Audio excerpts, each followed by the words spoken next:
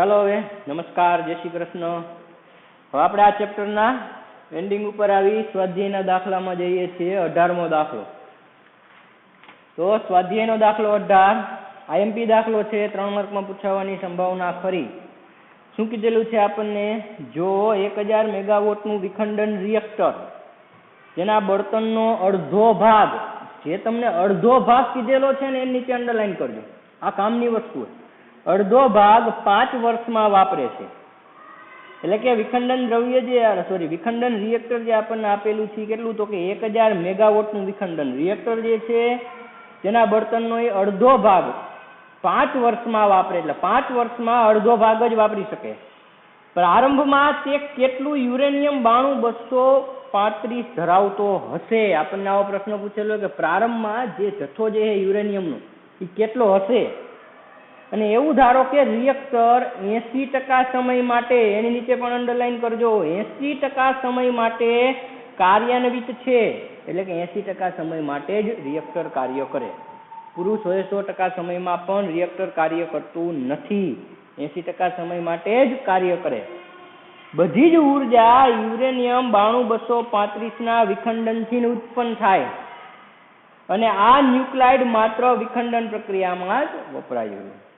તો હવે જો આપણને જે આપેલું છે એના ઉપર જઈએ. આપણે મેળવવાનું છે પ્રારંભિક જથ્થો, કે જે યુરેનિયમ છે 92-235 એનો પ્રારંભિક જથ્થો કેટલો છે. ધ્યાનથી જોજો શું શું છે. તો કે અડધો ભાગ જ વાપરે એ 5 વર્ષમાં, અને એમાંય રિએક્ટર 80% સમય માટે જ કાર્ય કરે. તો પહેલા આપણને 1000 મેગાવોટનું વિખંડન રિએક્ટર જે આપેલું છે, એટલે અહીંયા આપણને મેગાવોટ એટલે આપણે પાવરમાં જઈએ. આ જે પાવર છે આપણી પાસે કેટલો છે? તો કે 1000 મેગાવોટ, જેને આપણે કન્વર્ટ કરી, મેગાને કન્વર્ટ કરી નાખી, બરોબર, 10⁶. આ વોટ આપણે 11મા ધોરણમાં શીખ્યા. વોટ એટલે શું? તો કે જૂલ પ્રતિ સેકન્ડ કહેવાય વોટને. તો અહીંયાથી આ 10⁹, હું એમ કહી શકું જૂલ પ્રતિ સેકન્ડ. આ પાવર થયો, આ મને આપેલું, બરોબર.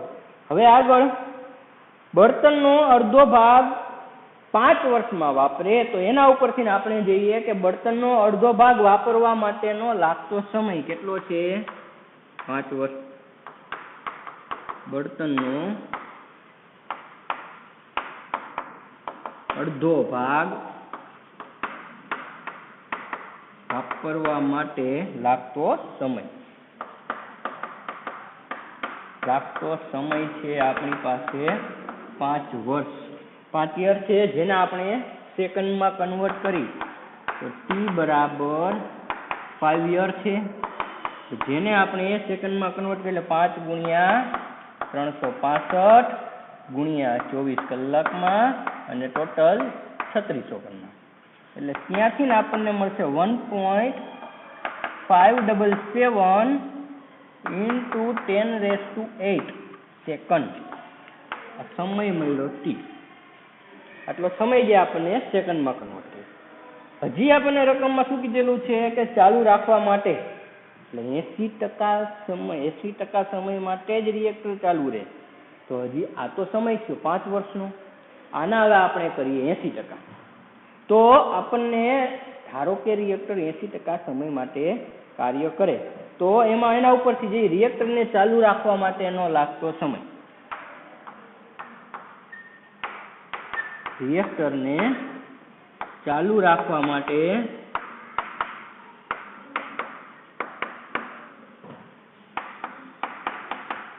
લાગતો સમય, જો કુલ છે આટલો સમય આપણી પાસે, એના 80% સમયમાં ચાલુ રહે, તો આપણે શું કહી શકીએ? 80% કેના? તો કે t ના.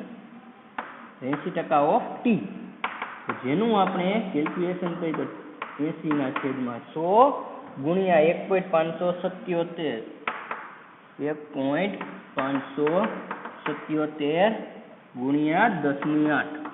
જ્યાંથી આપણને આ સમયને હું નામ આપી દઉં કેપિટલ T. તો અહીંયા આપણને સમય મળશે 1.2616. ગુણ્યા 10⁸ સેકન્ડ, આટલો સમય છે,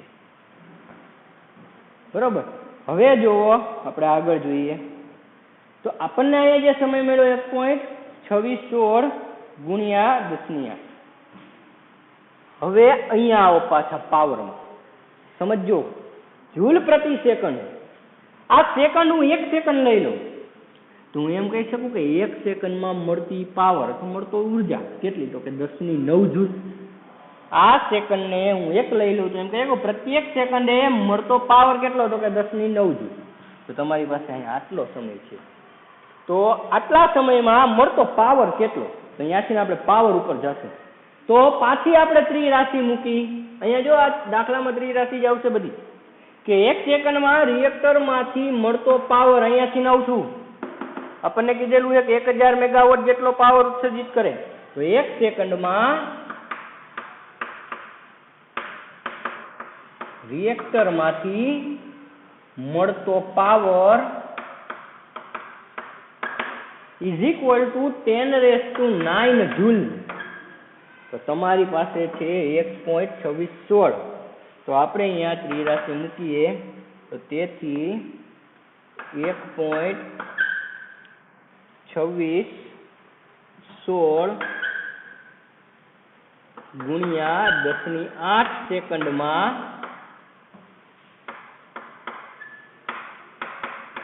રિએક્ટરમાંથી મળતો પાવર કેટલો, જેને આપણે P' નામ આપી દઈએ. તો જેનું આપણે ત્રિરાશિ લઈ લઈએ એટલે 1.2616 into 10⁸ into 10⁹ ડિવાઈડ બાય 1, એટલે પાવર મળશે 1.2616 into 10⁻17 જૂલ. આટલો પાવર આપણને રિએક્ટરમાંથી મળે. ક્યારે, તો કે આટલી સેકન્ડ. આ કામ પતી ગયું. આપણે જોઈએ જથ્થો, તો હવે આપણે દળ ઉપર જવું પડશે. તો એની પહેલા આપણે રિએક્ટરમાં વિખંડનની જે આપણે ચર્ચા થયેલી હતી કે એક વિખંડન થાય ત્યારે કેટલી ઉર્જા મળે, તો કે 200 મિલિયન ઇલેક્ટ્રોન વોલ્ટ. કેટલી? 200 મિલિયન ઇલેક્ટ્રોન વોલ્ટ એક વિખંડનમાં મળે. તો આપણે પહેલા એ ઉર્જા ઉપર જઈએ તો આપણે એમ કહી શકીએ કે એક વિખંડનમાં મળતી ઉર્જા, જો દળ ઉપર જવું એટલે પાવર ઉપરથી દળ ઉપર જશું જ આગળ. એક વિખંડનમાં મળતી ઉર્જા is equal to 200 million electron volt, જેને આપણે જૂલમાં કન્વર્ટ કરી તો છે 200 ગુણ્યા 10⁻6 ઇન્ટુ જૂલમાં જાવ એટલે 1.6 ગુણ્યા 10⁻19 કરો એટલે ત્યાંથી તમને મળશે 3.2 ગુણ્યા 10⁻11 જૂલ. એક વિખંડનમાંથી આટલી ઉર્જા મળે એક પ્રક્રિયા દ્વારા. હવે જો દળ ઉપર જઈએ, આપણને આપેલું છે યુરેનિયમ 92235. શું આપેલું છે અહીંયા? વિખંડન દ્રવ્ય આપેલું છે યુરેનિયમ 92235. હવે દળની ચર્ચા કરી તો આપણે એમ કહી શકીએ કે 235 ગ્રામ યુરેનિયમમાં રહેલા પરમાણુની સંખ્યા, 235 ગ્રામ યુરેનિયમમાં રહેલા પરમાણુની સંખ્યા તો કે એવોગેડ્રો અણુ જેટલી. તો આપણે લઈ લઈએ 1 ગ્રામ, જથ્થો લીધો આપણે 1 ગ્રામ. તો 1 ગ્રામમાં રહેલા પરમાણુની સંખ્યા કેટલી? તો આપણે 1 ગ્રામ ઉપરથી જઈએ. પાછી અહીંયા હું ત્રિરાશિ મૂકું, જોજો કે 235 ગ્રામ યુરેનિયમમાં રહેલા પરમાણુની સંખ્યા આપણને મળે એવોગેડ્રો અણુ જેટલી. તો આપણે જથ્થો લઈ લઈએ 1 ગ્રામ ધારો કે, તો 1 ગ્રામ યુરેનિયમમાં રહેલા પરમાણુની સંખ્યા કેટલી, જેને આપણે n નામ આપી દઈએ. હવે જો આજે દાખલો જે છે તમારે પરફેક્શન જવાબમાં જવું, પરફેક્શન. તો અહીંયા એવો કેટલો આંકની વેલ્યુ જે છે ને એ 6 જ લે ખાલી. તો આપણે કેટલી લઈ 6.022. જો તમે 6.022 લ્યો કોઈ ખોટું ન પાડે, સાહેબોને ખબર તો પડે. પણ આપણે પરફેક્શન ઉપર જવું એટલે જે તમને બુકમાં જવાબ આપેલો છે એના ઉપર આપણે જવું છે. તો એવો કેટલો આંકની વેલ્યુ 6.0 ગુણ્યા 1023 લઈ. નહીતર આપણે કેટલી લઈ 6.023 ગુણ્યા 1023. કેમ કે 023 ના વેરિએશનમાંથી આગળ જતા જવાબમાં 2-3 કિલોગ્રામમાં ફેરફાર પડે છેલ્લે. એટલે આપણે અહીંયા લઈ લઈએ 6.0 ગુણ્યા 1023 ગુણ્યા 1 છેદમાં આવશે 235. તો જ્યાંથી આપણને વેલ્યુ મળે છે 2.5533 into 10⁻21 પરમાણુ.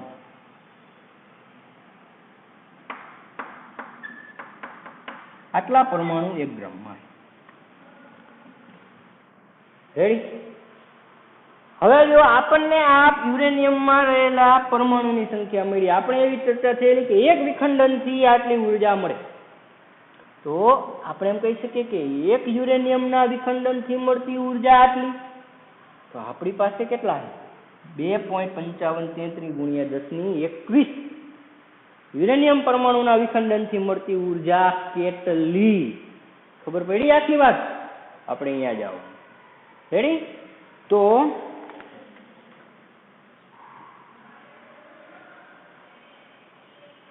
અહીંયા લઈ લઉં, જોજો. પાછી અહીંયા ત્રિરાશિ મૂકું કે એક યુરેનિયમના વિખંડનથી મળતી ઉર્જા, વિખંડનથી મળતી ઉર્જા 3.2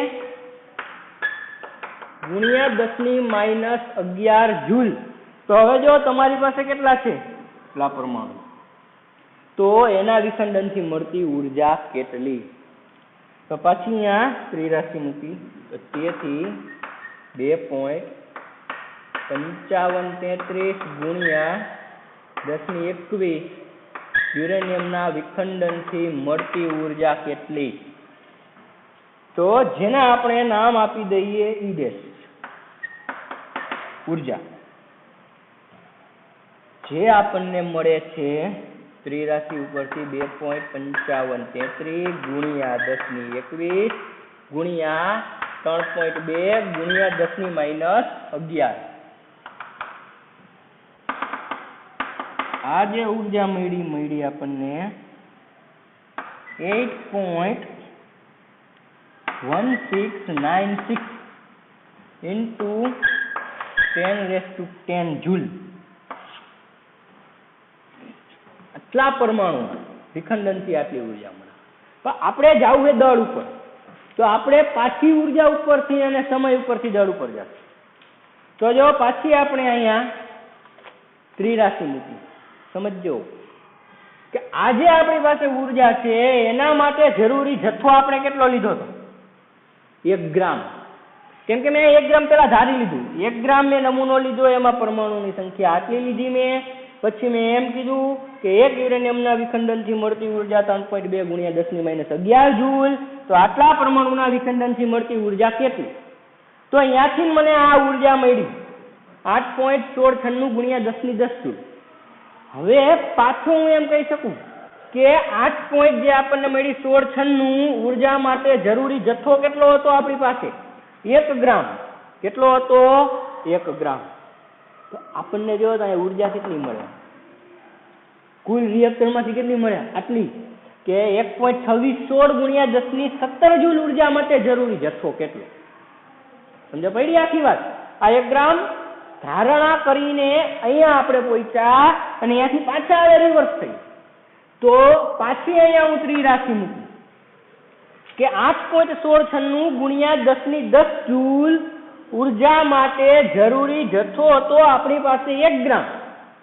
તો 1.2616 ગુણ્યા 1017 જૂલ, કેમ કે રિએક્ટરમાંથી આપણને આટલી ઉર્જા મળે. તો 1.2616 ગુણ્યા 1017 જૂલ ઉર્જા માટે જરૂરી જથ્થો કેટલો? રેડી? તો ત્રિરાશિ ઉપર જઈએ. 8.1696 ગુણ્યા 1010 જૂલ ઉર્જા માટે જરૂરી જથ્થો ઇઝ ઇક્વલ ટુ 1 ગ્રામ. આપણે ધારી લીધો તો 1 ગ્રામ યુરેનિયમ, તો આપણને અહીંયા મળે છે ઉર્જા કેટલી? 1.2616 કુલ હતી ને રિએક્ટરમાંથી. 1.2616 ગુણ્યા 1017 જૂલ ઉર્જા માટે જરૂરી જથ્થો કેટલો? જે તમે ત્રિરાશિ મૂકશો એટલે તમને ત્યાંથી જે જથ્થો હું દળ લઈ લઉં એમ કે 1.2616 ગુણ્યા 17 1017 ભાગ્યા 8.1696 ગુણ્યા 1010, તો અહીંયાથી તમને દળ મળશે 0.1544 ગુણ્યા 10⁷ ગ્રામમાં મળશે, જેને આપણે કિલોગ્રામમાં ફેરવીએ તો જે આપણને મળે કિલોગ્રામમાં 1544 કિલોગ્રામ, હે ને? 1000 ગ્રામમાં જવું જોશે ને, 1544 કિલોગ્રામ થયા. હવે પાછા રકમમાં જો, રકમમાં આપણને એવું કીધેલું કે અડધો જથ્થો જ વાપરે. કેટલો જથ્થો વપરાય? અડધો. તો હશે કેટલો ટોટલ? અડધો વપરાણો. કરો ડબલ. તો પ્રારંભમાં યુરેનિયમનો જથ્થો, આથી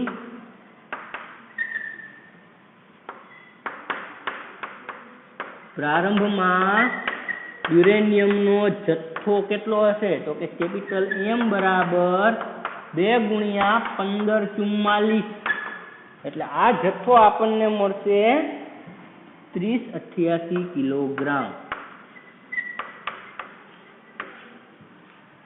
આટલો જથ્થો પ્રારંભમાં રિએક્ટરમાં હશે. સમજ પડી આખા દાખલામાં? દર જોતું તું હજી એકવાર કહું છું, એટલે મને જે વસ્તુ આપેલી હતી, આ પાવર અહીંયા મને આપેલો હતો એને મેં જૂલ પ્રતિ સેકન્ડમાં લઈ લીધો. આ સમય જે હતો આપણને કીધું એ કે અડધો ભાગ જ વાપરવા માટે 5 વર્ષ લાગે, એટલે આપણે સમય લઈ લીધો. અને એવું કીધેલું હતું કે 80% સમય માટે જ રિએક્ટર ચાલુ રહે, તો આ સમયને આપણે 80% લીધા. આયા સુધીનું આપણને રકમ ઉપરથી વયા ગયા.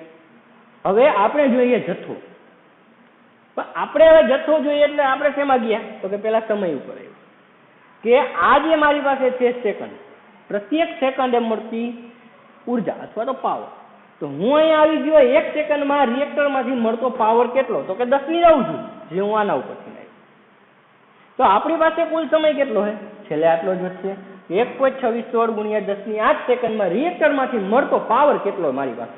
તો કે મારી પાસે કુલ આટલો પાવર છે કે જે આપણને રિએક્ટર આપે કે 1.2616 ગુણ્યા 10⁻17 જૂલ. આને આપણે પેન્ડિંગ રાખી.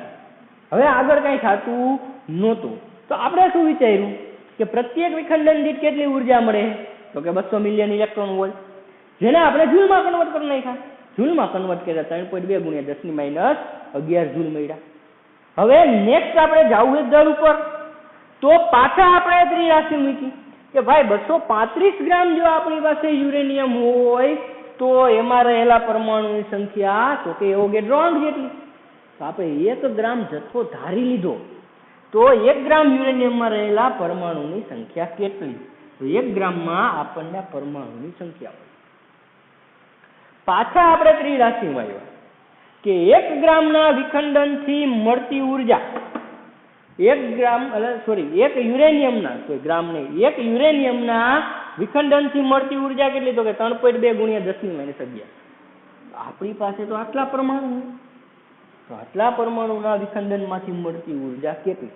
તો આપણને મળી દે 8.1696 ગુણ્યા 10⁻10. પાછા આપણે રિવર્સ પ્રોસેસમાં આવ્યા કે 8.1696 ગુણ્યા 10⁻10 જૂલ ઉર્જા માટે જરૂરી જથ્થો આપણે ધારેલો હતો 1 ગ્રામ. આપણને તો આટલી ઉર્જા રિએક્ટરમાંથી મળે કે 1.2616 ગુણ્યા 10⁻17 માટે જરૂરી જથ્થો કેટલો? તો અહીંયાથી આપણે દળ ઉપર આવી ગયા 1544 કિલોગ્રામ. તો આપણને હજી એવું કીધું અડધો જથ્થો જ વાપરે તો હશે કેટલો પૂરો? તો કે 2 × 1544 387 કિલોગ્રામ. સમજો એટલે દાખલો આવડે એવો, બરોબર? આમ દાખલો વ્યવસ્થિત અને સારો એવો દાખલો એ સમજો એટલે આવડશે. ગોખશો તો તકલીફ પડશે આ દાખલામાં. હવે આગળ જઈ દાખલા નંબર 19.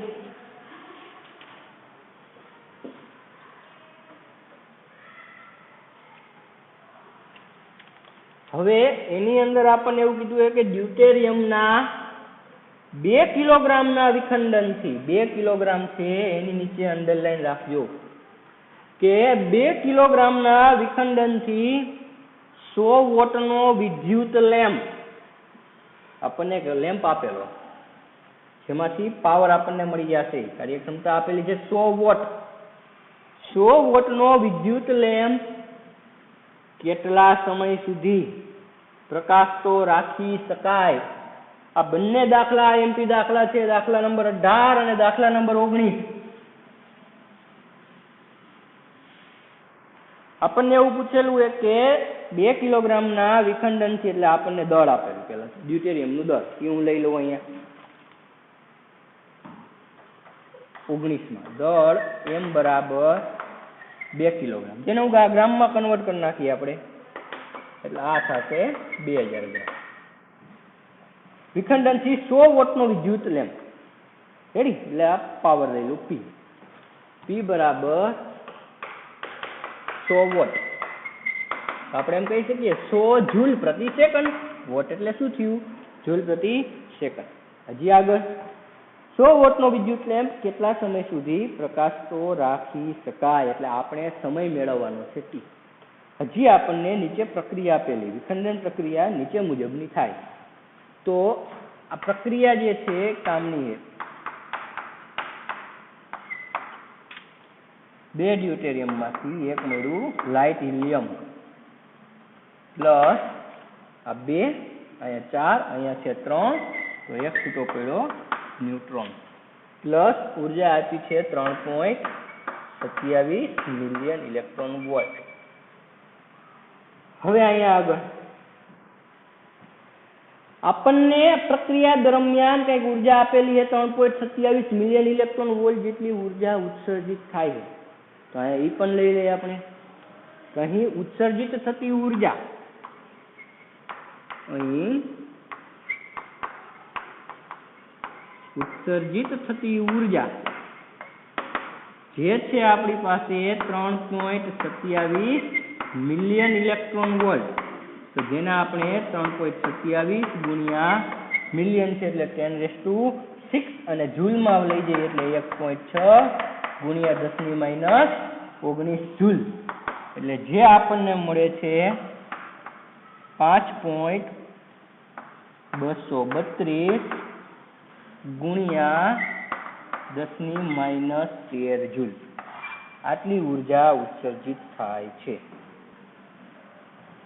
હવે આપણે જાવ સમય ઉપર. તો આજે આપણને ડ્યુટેરિયમ આપેલું અહીંયા કેટલું?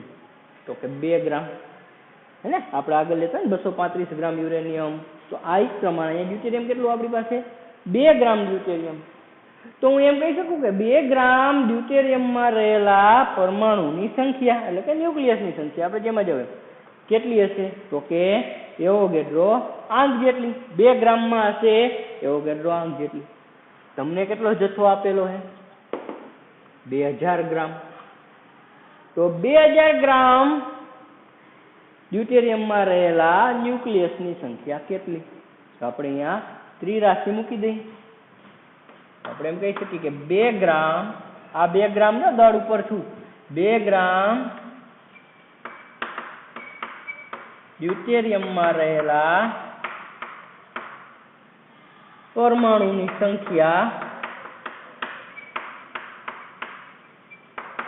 ઇઝ ઇક્વલ ટુ એવોગેડ્રો આંક જેટલી. આપણને જથ્થો આપેલો છે 2000 ગ્રામ ડ્યુટેરિયમમાં રહેલા પરમાણુની સંખ્યા કેટલી, જેને આપણે એન કહીએ ને, જેમાં કેલ્ક્યુલેશન કરશું. મૂકી દે 2000 ગુણ્યા 6.0 23 ગુણ્યા 10 ની 23 છેદમાં 2. જ્યાંથી આપણને n મળશે 2 વયા જાય. હા, 6.023 ગુણ્યા 10 ની 26 આટલા પરમાણુ અથવા તો ન્યુક્લિયસ, જે શબ્દ વાપરો હોય કાંઈ વાંધો. આટલા આપણને પરમાણુ મળશે 2 ગ્રામ. બરોબર. હાલો હવે આગળ ટોટલ આપણને પરમાણુની સંખ્યા મળી ગઈ અથવા તો ન્યુક્લિયસની સંખ્યા.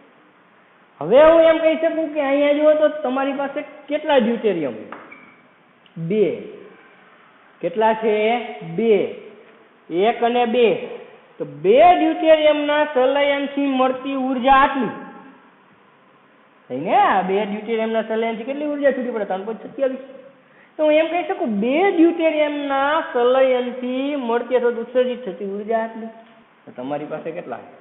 6.023 ગુણ્યા 10 ની 26 ડ્યુટેરિયમના સંલયનથી મળતી ઉર્જા કેટલી? તો આપણે ઉર્જા ઉપર વહી ગઈ. તો ચાલો આગળ પાછી ત્રિરાશિ મૂકી કે 2 ડ્યુટેરિયમના સંલયનથી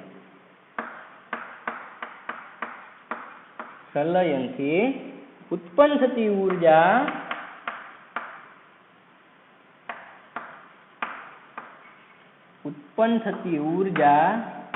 ઇઝ ઇક્વલ ટુ, આ ખબર પડી ને? 2 એટલે આ હોય 1 અને 2, અને આ 2 એટલે દળ હે 2 ગ્રામ, ઈ મેં અહીંયા લઈ લીધા. અને આ 2 ડ્યુટેરિયમ સમજજો કે 2 ડ્યુટેરિયમના સંલયનથી ઉત્પન્ન થતી ઉર્જા 5.232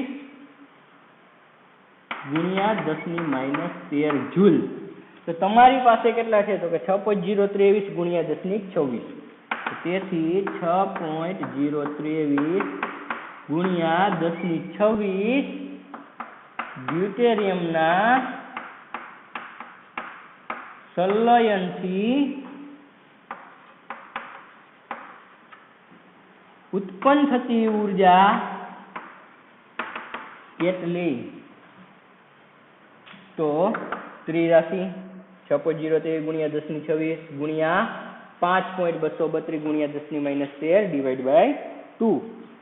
તો જ્યાંથી તમને ઉર્જા મળશે 15. આ ડાયરેક્ટ મૂકું ત્રિરાશિને મૂકતો લખતો નથી. જો 6.023 ગુણ્યા 10 ની 26 ગુણ્યા આંકડો ભાંગા 2 કરો. તો જ્યાંથી તમને ઉર્જા મળશે 15.7561 into 10⁻13 જૂલ. આટલી ઉર્જા આપણને અહીંયા મળશે. હવે પાછું ત્રિરાશિમાં આવ્યું. આ નકામું તો હે નહીં, હે? પાછા ત્રિરાશિ વિચારો શું મૂકશું? 100 જૂલ ઉર્જા ઉત્સર્જિત કરવા માટે લાગતો સમય 1 સેકન્ડ. પ્રત્યેક સેકન્ડ લઈ આપી ને 100 જૂલ પ્રતિ સેકન્ડ. તો એમ કહી શકું 100 જૂલ જેટલી ઉર્જા ઉત્સર્જિત કરવા માટે લાગતો સમય 1 સેકન્ડ. તો 15.7561 ગુણ્યા 10 ની 13 જૂલ ઉર્જા ઉત્સર્જિત કરવા માટે લાગતો સમય કેટલો? એ આપણો ફાઇનલ જવાબ આવશે. તો પાછી ત્રિરાશિ મૂકી કે 100 જૂલ જેટલી ઉર્જા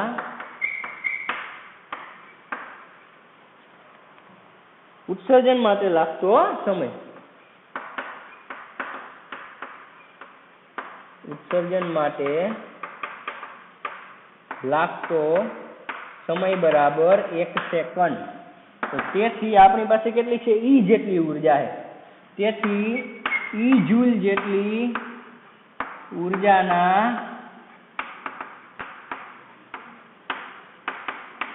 ઉત્સર્જન માટે લાગતો સમય કેટલો? જેથી ઈ છે આપણી પાસે 15.7561 ઇન્ટુ સમય એટલે 1 ડિવાઈડ બાય 10⁻13 રહી ગયા ને ઇન્ટુ 1 ડિવાઈડ બાય 100 એટલે આજે 100. આ જો સેકન્ડમાં છે, બરોબર? પહેલા તમને મળશે સેકન્ડમાં. કેટલા મળે છે? 15.7561 ઇન્ટુ 10⁻11. ઓકે, આ સેકન્ડ. જેને આપણે વર્ષમાં કન્વર્ટ કરો, વર્ષમાં એટલે હવે સેકન્ડમાંથી વર્ષમાં જવું હોય, વર્ષમાંથી સેકન્ડમાં આવે એટલે શું કરતા આપણે ગુણતા હતા. અને સેકન્ડમાંથી વર્ષમાં જવું હોય તો પાછું ડિવાઈડ કરશું, 365 ડિવાઈડ કરશું, પછી 24 ડિવાઈડ બાય 3600. તો જ્યાંથી ને આપણને વર્ષમાં મળશે 4.9 ગુણ્યા 10⁴ યર. રેડી? આ જે સમય આપણો ફાઇનલ જવાબ થઈ ગયો. હવે આગળ જોઈએ દાખલા નંબર 20.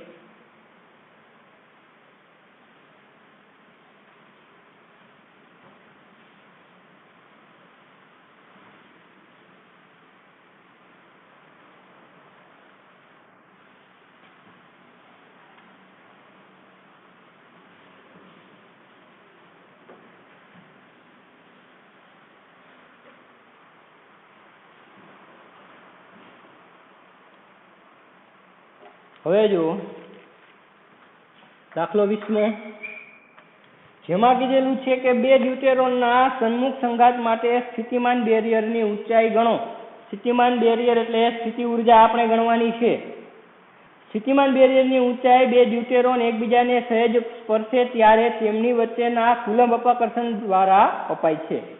એટલે બે ડ્યુટેરિયન ધારો કે એકબીજાને સ્પર્શે, એકની ત્રિજ્યા હું r લઉં એટલે બીજાની છે r. બેના કેન્દ્ર વચ્ચેનું અંતર કેટલું થશે? તો કે 2r. રેડી? હાલો આગળ. તેમને 2 ફેમ્ટોમીટરની ત્રિજ્યાના સખત ગોળા ગણી શકાય. એટલે આખો એક ગોળો બની ગયો જેની ત્રિજ્યા તમને કીધેલી છે 2 ફેમ્ટોમીટર. બરાબર? એટલે એક r આપેલા છે તમને 2 ફેમ્ટોમીટર આપેલા છે 2 ફેમ્ટોમીટર આ ત્રિજ્યા આપેલી. તો આપણે ટોટલ આપણને કેટલા મળ્યા? 2r. તો એના ઉપર જઈએ કે જ્યારે બે ડ્યુટેરોન એકબીજાને સન્મુખ સંઘાત અનુભવે ત્યારે બંને વચ્ચેનું અંતર. જ્યારે બે ડ્યુટેરોન સન્મુખ એટલે આમાં ભટકાય એમ, સન્મુખ સંઘાત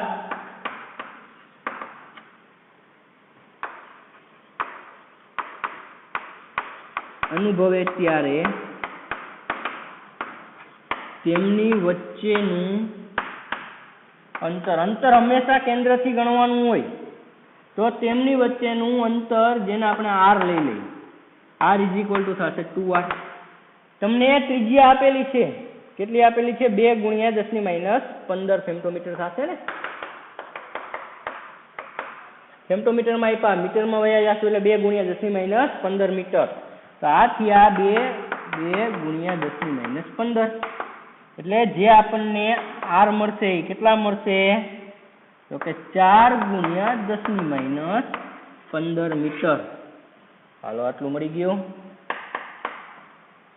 શું કીધેલું છે તમને? સ્થિતિમાન બેરિયરની ઊંચાઈ તમારે મેળવવાની, એટલે કે સ્થિતિ ઉર્જા. તો સૂત્ર છે સ્થિતિ ઉર્જાનું. કેમ ગુરુત્વાકર્ષણ ચેપ્ટરમાં હતું? Q = G(m1m2/r). અહીંયા એ જ પ્રમાણે કે સ્થિતિ ઉર્જા અથવા સ્થિતિમાન બેરિયરની ઊંચાઈ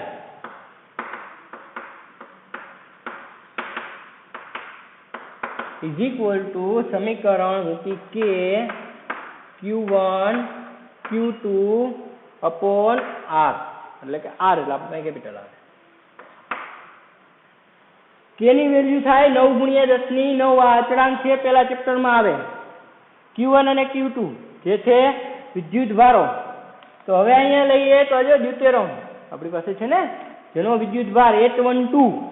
રેડી? આવું હોય વિદ્યુત ભાર 812, જેમાં એક પ્રોટોન છે ને એક ન્યુટ્રોન.